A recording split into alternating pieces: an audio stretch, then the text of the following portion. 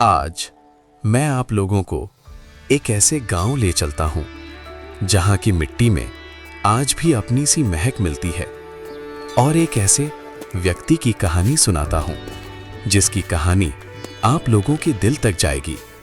तो शुरू करते हैं। एक छोटे से गांव में मोहन नाम का एक सज्जन आदमी रहता था। गरीब था, लेकिन लोग उसकी इज्जत करते थे क्योंकि वो हमेशा सच बोलता था। एक दिन एक बुजुर्ग साधु उसके द्वार पर आया।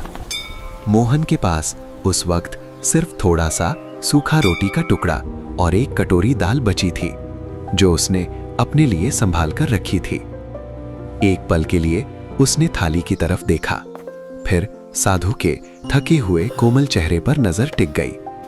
हल्का सा मुस्कुराते हुए उसने पूरी थाली उनके सामने रख दी। बाबा, पहले आप ग्रहण कीजिए। साधु ने शांत आंखों से उससे देखा, जैसे वो उसके मन की गहराई पढ़ रहे हों। जाते वक्त उन्होंने उसे एक पुराना सा शंख दिया और बस इतना कहा, इसे तब बजाना जब तुम्हारा मन बिल्कुल सच्चा हो। कुछ दिन बाद मोहन शांत मन से अकेला बैठा था, थोड़ा उदास, जैसे जीवन की कठिनाइयों ने उसे धीरे से ठहरा दिया हो। तभी उसे अचानक उस शंख की याद आई। उसने धीरे से उसे हाथों में उठाया, आंखें बंद की और पूरी सरलता के साथ उसे बजाया। और फिर एक दिव्य, कोमल और गहरी ध्वनि पूरे गांव में ऐसे गूंज उठी जैसे समय एक पल के लिए थम सा गया हो। ये सुनकर लोग हैरान रह गए।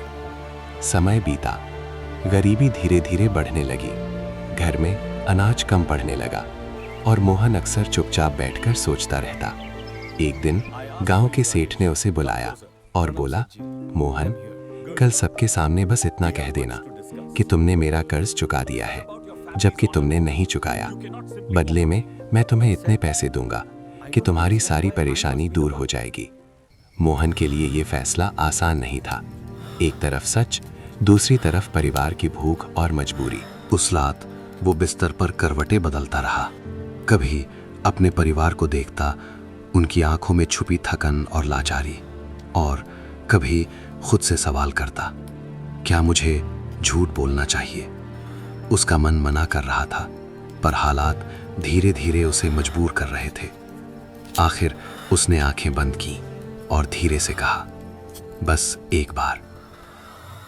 अगले दिन हल्का सा कांपते हुए वो सबके सामने खड़ा हुआ और उसने वो झूठ बोल दिया। सब लोग मान गए। सेठ ने मुस्कुराते हुए उसके हाथ में पैसे रख दिए। शाम को घर लौटकर मोहन चुपचाप बैठ गया। उसकी नजर उस शंख पर जा टिकी। उसने सोचा, आज तो सब ठीक हो गया, शायद शंख की ध्वनि और भी सुंदर होगी। उसने धीरे से शंख बजाया, पर इस बार कोई आवाज नहीं, न ध्वनि न गूंज, बस एक गहरा सन्नाटा, जैसे उसकी अपनी अंतरात्मा ही चुप हो गई हो। इस घटना ने उसे अंदर तक हिला दिया। वो पूरी रात सो ना पाया। बार बार उसे लगा कि उससे एक बड़ा अपराध हो गया है और शायद ईश्वर भी उसे माफ ना करे। लेकिन गहरी सोच के बाद उसने फैसला किया। सुबह होते ही उसने गांव वालों को बुलाया और आंखों में आंसू लेकर सबके सामने अपनी गलती स्वीकार कर ली। उस पल उसे अपनी मां की बात याद आई, सच कड़वा होता है पर वही रोशनी देता है। सब कुछ कहने के बाद वो सीधा घर लौट आया। उसने शंख उठाया।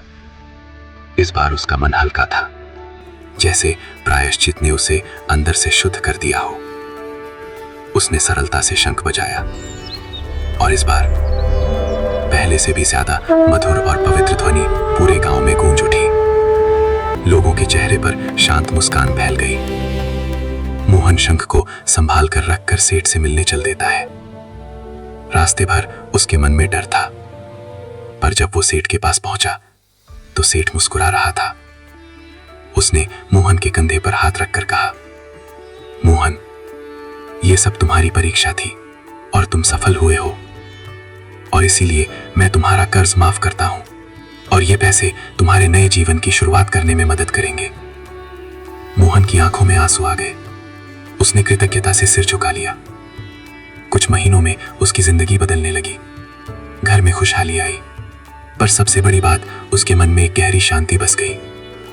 कुछ दिन बाद सुबह सुबह उसके द्वार पर फिर वही बुजुर्ग साधु दिखाई दिए। मोहन झुक गया, पर जब उसने दोबारा ऊपर देखा, वो वहां नहीं थे। मोहन समझ चुका था, ईश्वर ने उसे सच का मूल्य सिखा दिया था। उस दिन के बाद उसने कभी झूठ नहीं बोला और उसकी जिंदगी एक मधुर शंख की तरह सदा गूंजती रही।